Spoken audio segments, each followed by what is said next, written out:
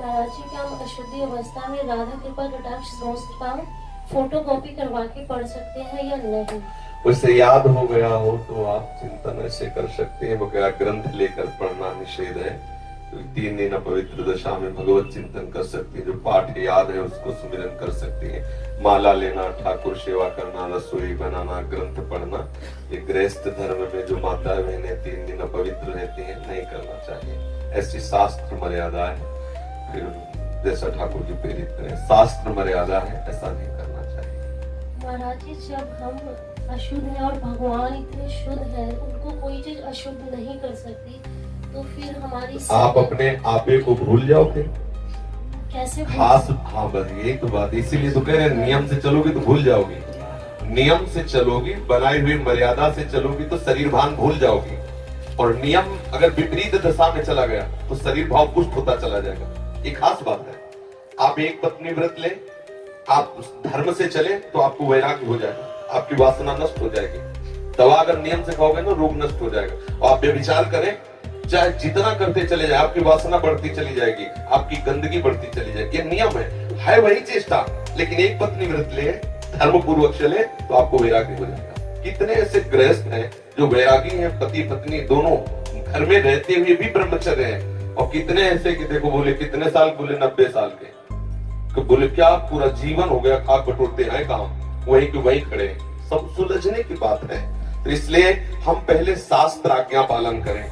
तो परम पवित्र प्रभु हैं और हम उनके परम पवित्र अंश हैं, ये बात समझ में आ जाएगी। और जो शरीर अपवित्र है उससे हमारा राग खत्म हो जाएगा। अभी शरीर अपवित्र है, शरीर अपवित्र है तो हमारा भाव भी अपवित्र है, क्योंकि हम शरीर से युक्त हैं।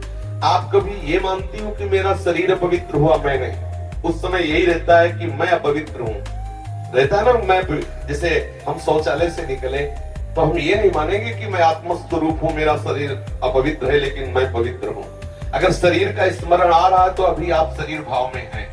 और जिन महापुरुषों का छूट गए बड़े रहते हैं, अद्भुत स्थिति में भगवान उनके साथ खेलते रहते हैं। उस स्थिति तक पहुंचने के लिए हमें तर्क छोड़कर शास्त्र आज्ञा पालन करना पड़ेगा। शास्त्र की कृपा से, गुरु आज्ञा की कृपा से वो स्थिति आ जाती है। जब शरीर भाव से हम ऊपर उठ गए फिर क्या है? फिर तो कोई परेशानी नहीं। चाहे लघु शंका की पड़े हो, चाहे शौच के पड़े हो, शरीर अपवित्र है लेकिन वो परम पवित्र प्रभु में रमण कर रहा है। अभी हमारी दशा ऐसी नहीं है। हमारा शरीर हमें मैं करके दिखाई दे रहा है, नहीं दिखाई दे रहा। शरीर की भूख मेरी भूख, शरीर की मांग मेरी मांग, शरीर का कष्ट मेरा कष्ट आ रहा है ना। बस इस राग से छूटने के लिए शरीर को सिद्धांत में बांध दो। तस्मात् शास्त्रम प्रमाणम दे, कार्या कार्यो विरुद्ध, क्या करना है क्या नहीं करना, इस शास्त्र के अनुसार चलो तो शरीर का राग खत्म हो जाएगा। इसका परिणाम होगा शरीर से राग खत्म हो जाएगा। आप पवित्र रहिए तो आपको शरीर से वैराग्य हो जाएगा। ये खास बात है। शास्त्र की आज्ञा पालन कीजिए तो आपको शरीर संसार से वैराग्य हो जाएगा। और शास्त्र के विरुद्ध चलिए तो आप रागी हो जाएंगे, आप आसक्त हो जाएंगे, ये आपको दंड होगा। शरीर संसार की आसक्ति वही तो आपको जलाती, वही तो आपको जन्म मृत्यु के चक्र में फंसाती है। समझ गए बच्चा?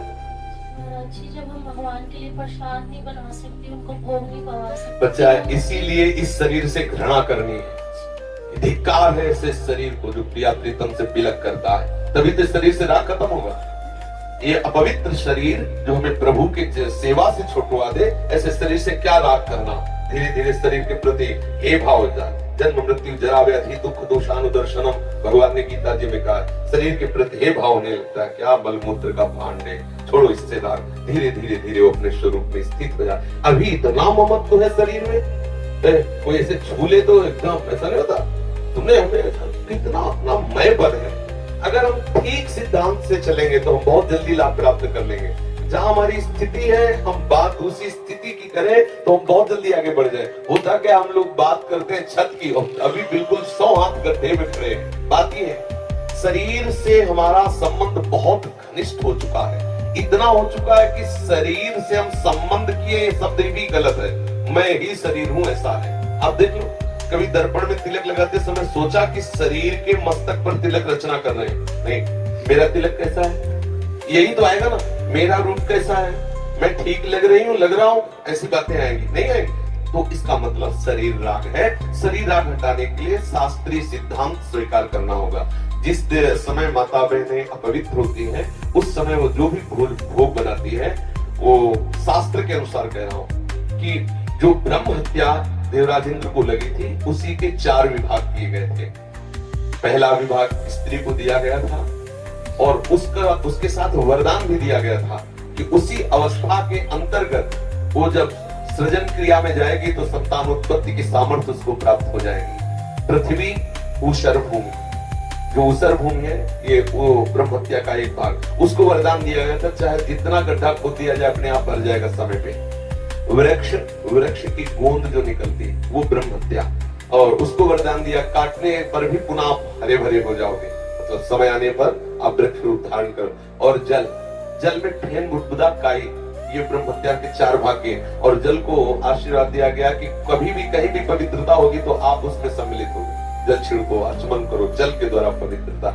ऐसा 4 वरदान भी उनको अलग अलग दिए गए और उनके लिए विधान भी किया गया है। देवराज इंद्र को जब ब्रह्म हत्या लगी थी तो शास्त्र में मर्यादा चली आ रही है, अगर इसका हम पालन करेंगे तो शरीर से वैराग्य हो जाए। जैसे अब जो बच्चे वैराग्य ले लिए हैं, भले वो स्त्री शरीर में है, और उनके लिए नियम खत्म हो गया कि वो 3 दिन अपवित्र रहेंगे तो छुएंगे नहीं, क्योंकि खत्म संसार के भोग राग, संसार का क्रम खत्म। अब वो वैरागी, अब वो आठों पैर प्रभु की सेवा में लगे। पर अपने गृहस्थ धर्म से है, शरीर सुख की कामना से है, शरीर का हम प्रयोग कर रहे हैं अपने इंद्रिय सुख के लिए, तो आप पवित्रता धारण करो जिससे तुम्हारा ये राग नष्ट हो जाएगा। समझ रहे ना? हम बता देते हैं, गृहस्थों को भी कह देते हैं कि आप मंत्र चिंतन भी कर सकते हैं, माला से नहीं, मंत्र चिंतन भी कर सकते हैं। स्नान किया, मंत्र चिंतन कर रहे हैं, भाई अंदर हमारे जो चिंतन हो रहा, शरीर ही तो अपवित्र है, हम बाहरी चेष्टा नहीं करेंगे। हम मानसिक ठाकुर सेवा भी कर सकते हैं, मानसिक पाठ भी कर सकते हैं। हमें चतुरासी की याद है तो हम ग्रंथ नहीं छुएंगे, ऐसे पद गायन करेंगे, नाम कीर्तन करेंगे, ये सब हो सकता है। लेकिन प्रगट में जो शरीर द्वारा चेष्टा होनी है, तो फिर उस समय 3 दिनों तक ऐसा शास्त्रीय महापुरुषों का और संतों का आदेश है, तो हमें वैसा पालन करना चाहिए। हाँ, शरणागत मंत्र के लिए वैसे हमने बताया है कि शौचालय में और बाथरूम में हम मंत्र न जपे, पवित्र हो करके आचमन आदि करके फिर मंत्र जप करें। और जैसे हम अपवित्र दशा में जैसे ट्रेन आदि में यात्रा करते हैं, सोच गए उन्हीं कपड़ों से उन्हीं बात, फिर नाम जप करें, मंत्र जप न करें। मंत्र में थोड़ी पवित्रता की आवश्यकता है, नाम जप करें, जब हम पवित्र हो तब मंत्र जप करें। और अगर आप पवित्र हैं तो हर समय तक जप सकते हैं, केवल शौचालय और लक्षण का छोड़।